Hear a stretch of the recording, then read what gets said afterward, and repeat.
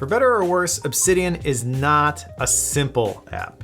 If you've ever found yourself staring at Obsidian's settings, feeling completely overwhelmed by the dozens of toggles, drop-downs, and configuration options, you're not alone.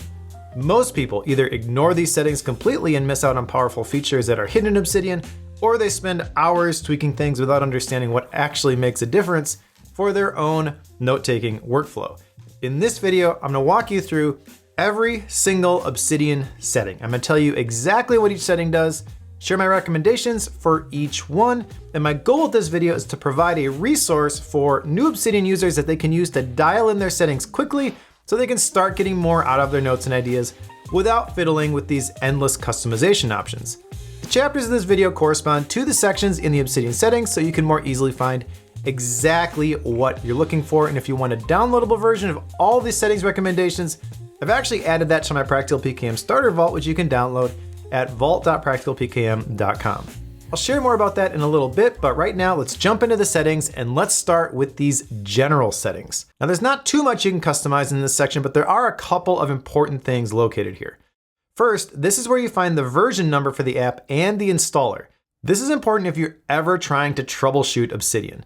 If you go to the forum and you ask for help with a bug, you will likely need to share for sure the version number and possibly the installer version, as that will help the developers isolate and reproduce the bug.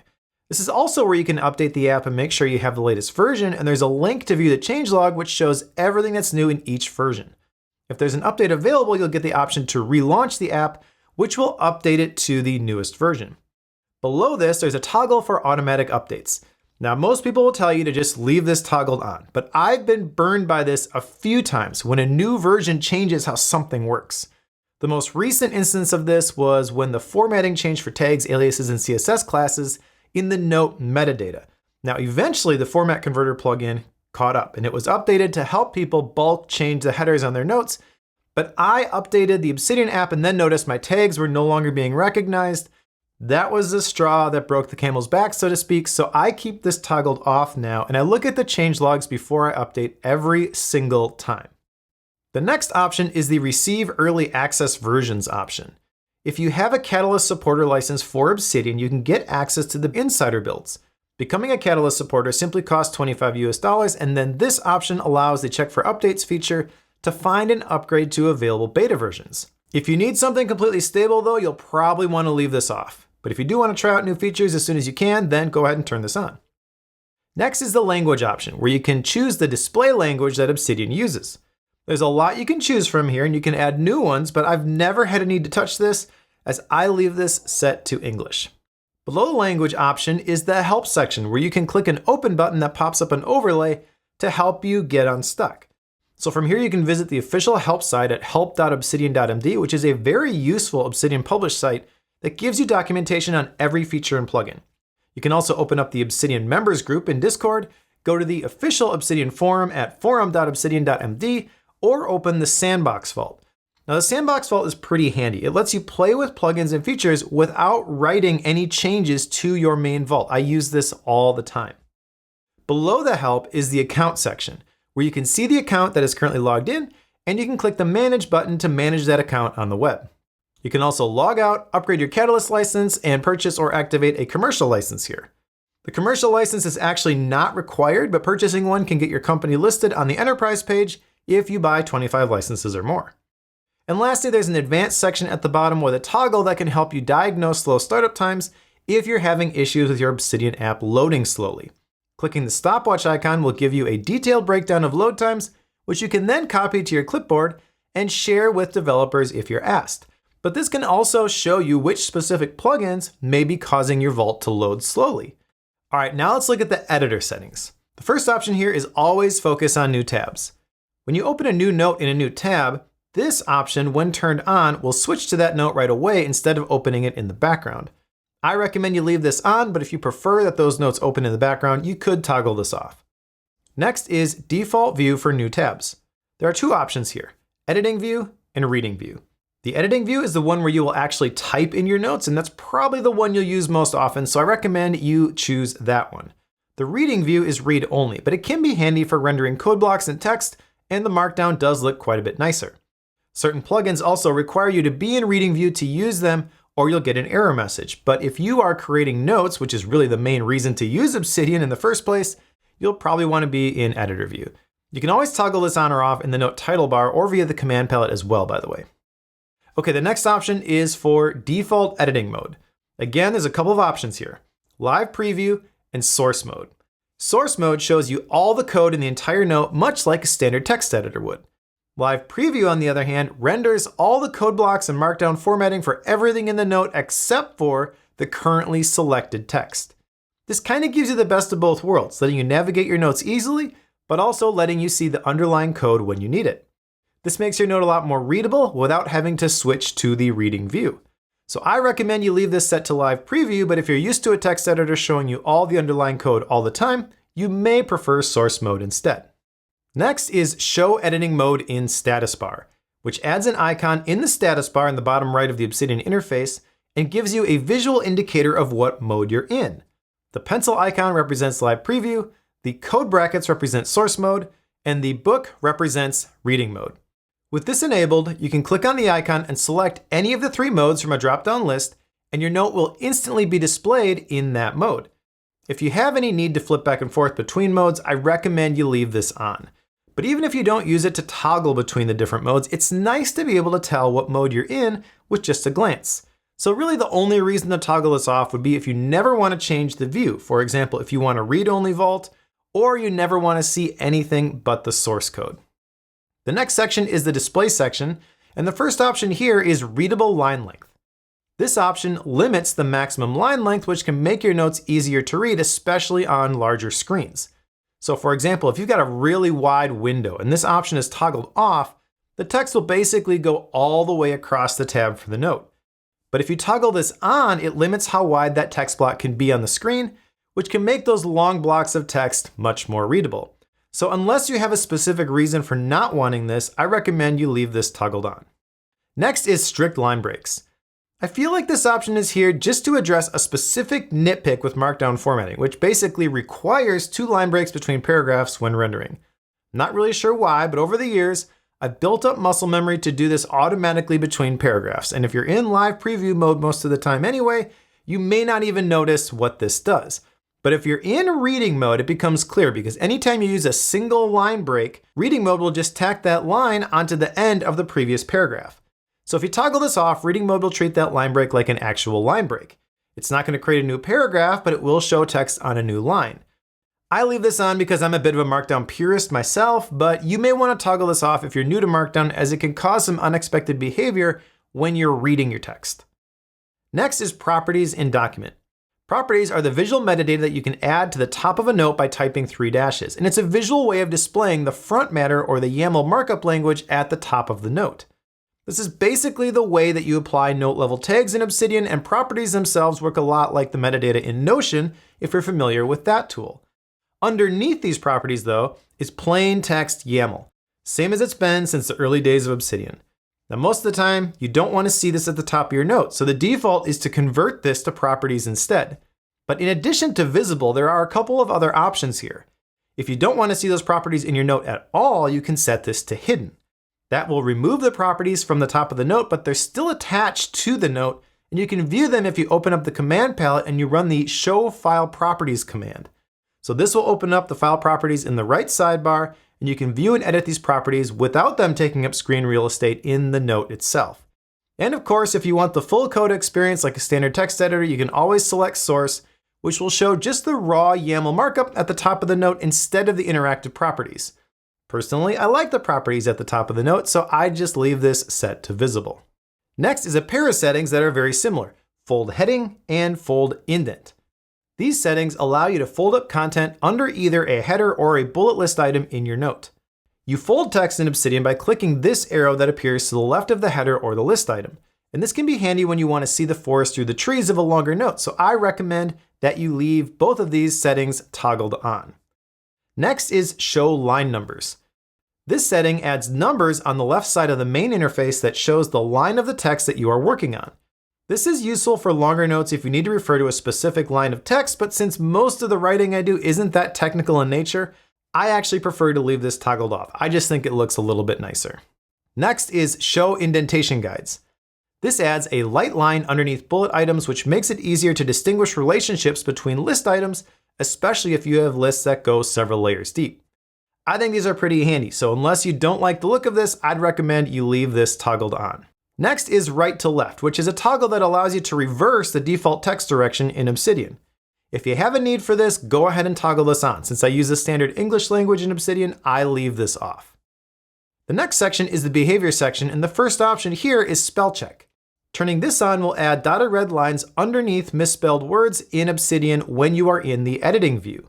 You can right-click on the misspelled word and select from a couple of suggestions most of the time, or you can add the word to the dictionary so Obsidian doesn't flag it as a misspelling in the future. But if you prefer to use a more powerful spelling and/or grammar checker like Grammarly, you'll probably want to turn this off. Now, one note here, I actually don't recommend using Grammarly inside of Obsidian. It's pretty bad at determining where to go, and it's usually in the way. So if you want something more powerful than the built-in spell check, the Harper community plugin is actually pretty good. But if you just want something super simple, the option in the settings here is probably enough for you. The next option is spell check languages, but as you can see on my Mac, it actually inherits this, so there's nothing I can do with this one. The next option is auto pair brackets. This is useful when you're creating links, as you can just hit the left bracket key twice and the right brackets will also be created. Your cursor is then placed in the middle, so you can just start typing the name of the note that you want to link to. This also works with round brackets, which can be useful when adding external links using standard markdown formatting, and curly brackets, which can be useful when adding placeholder tokens in template files. I generally recommend you leave this option toggled on. The next setting is very similar, which is auto pair markdown syntax. This does the exact same thing for markdown characters like backticks, underscores, and asterisks. For example, to make text bold using markdown, you add 2 asterisks on either side of the text that you want to make bold. By the way, if you want a full markdown cheat sheet for Obsidian, I have one in my Obsidian Starter Vault, which you can download for free at vault.practicalpkm.com. For anyone who writes in Markdown, which is required in Obsidian, this is a handy feature. Therefore, I recommend that you leave this option toggled on. The next option is Smart Lists. This makes adding bulleted or numbered lists easier by adding another bullet of the same type at the same level whenever you hit the Enter key. If you use Obsidian for outlining at all, this is useful, and I recommend you leave this setting toggled on.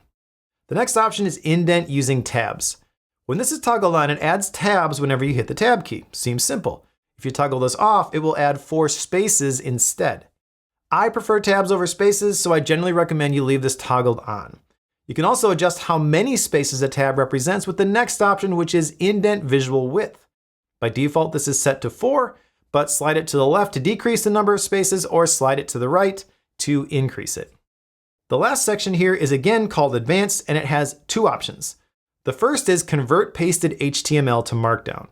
This cleans up any HTML that you may have copied if you highlight text on a web page, for example, and then copy it to your clipboard. With this toggled on, you can paste just about anything from the web and you get a clean Markdown version added to your note.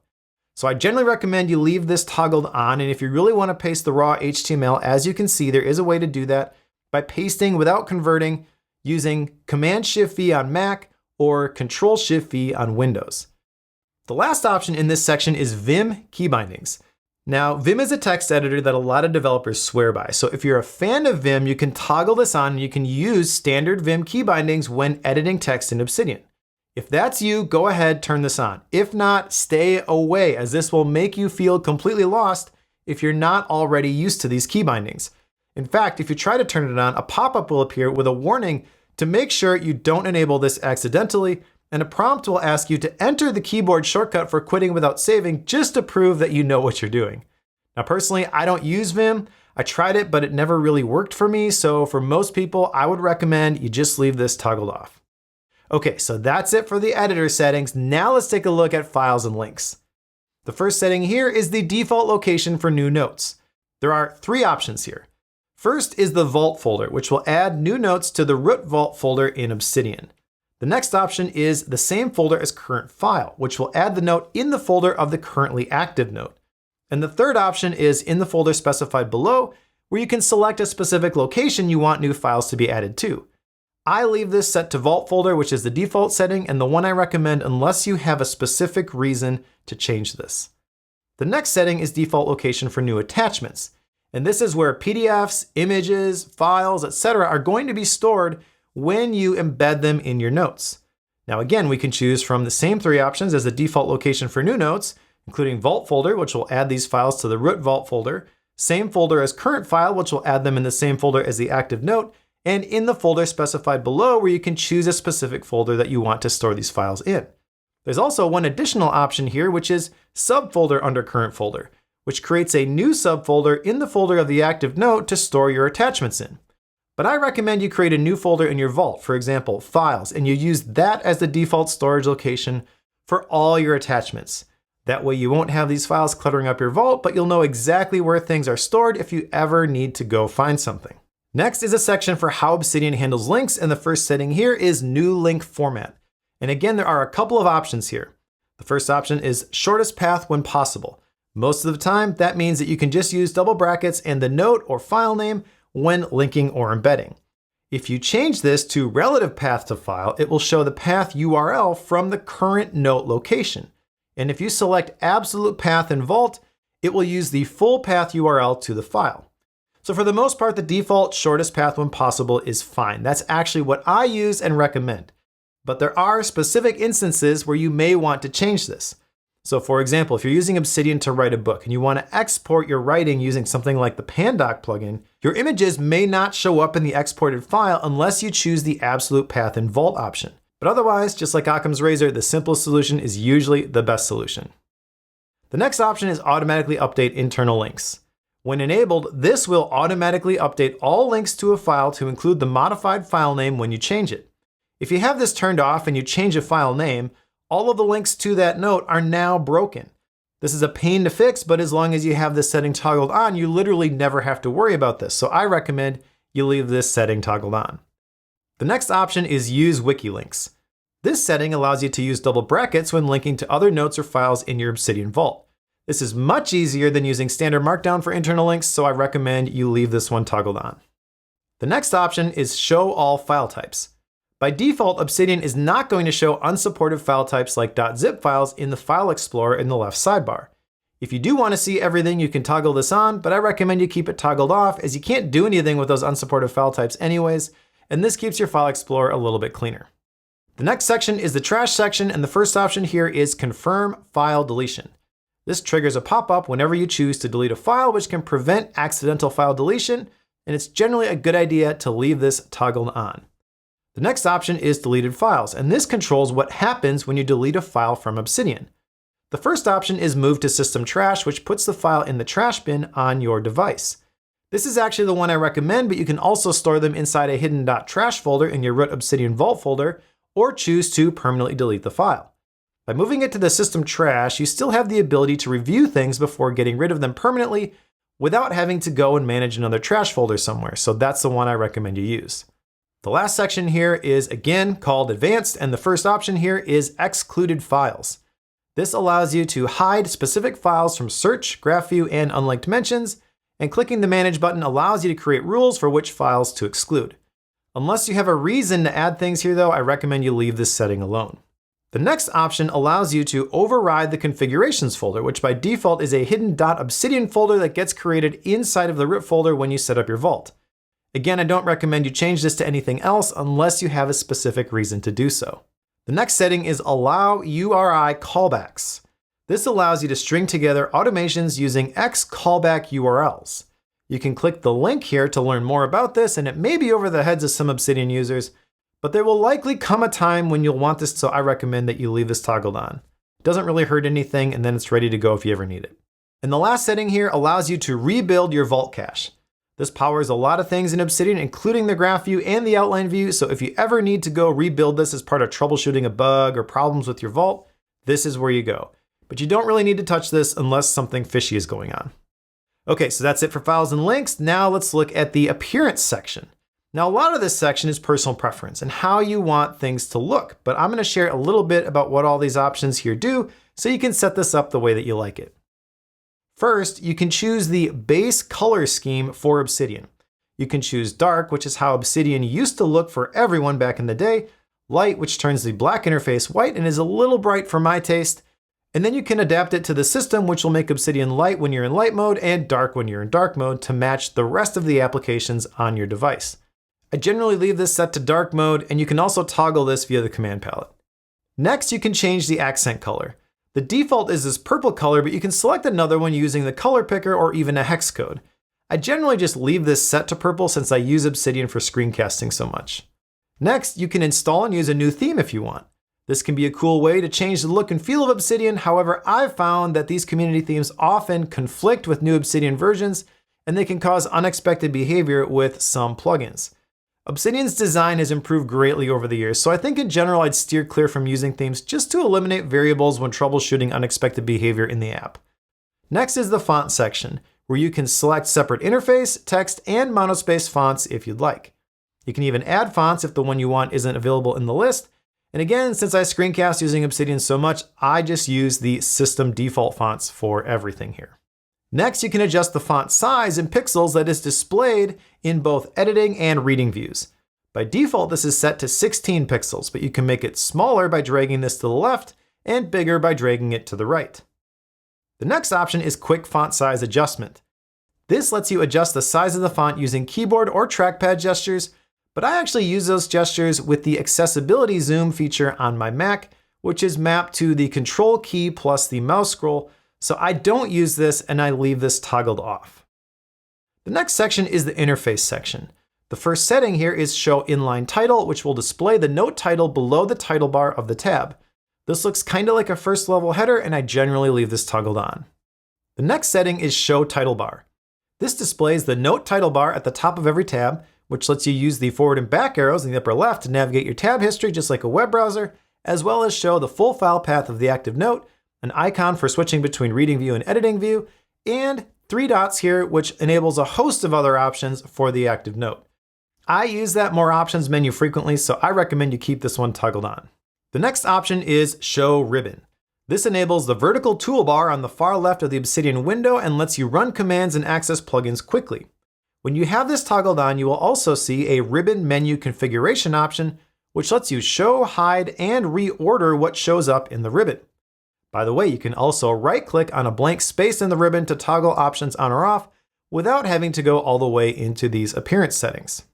The next section is again called Advanced, and the first setting here is the zoom level. I leave this at 100%, but occasionally I'll use the keyboard shortcuts for the zoom in or zoom out commands in the View menu instead, which on Mac is Command plus or Command minus respectively. The next option is native menus.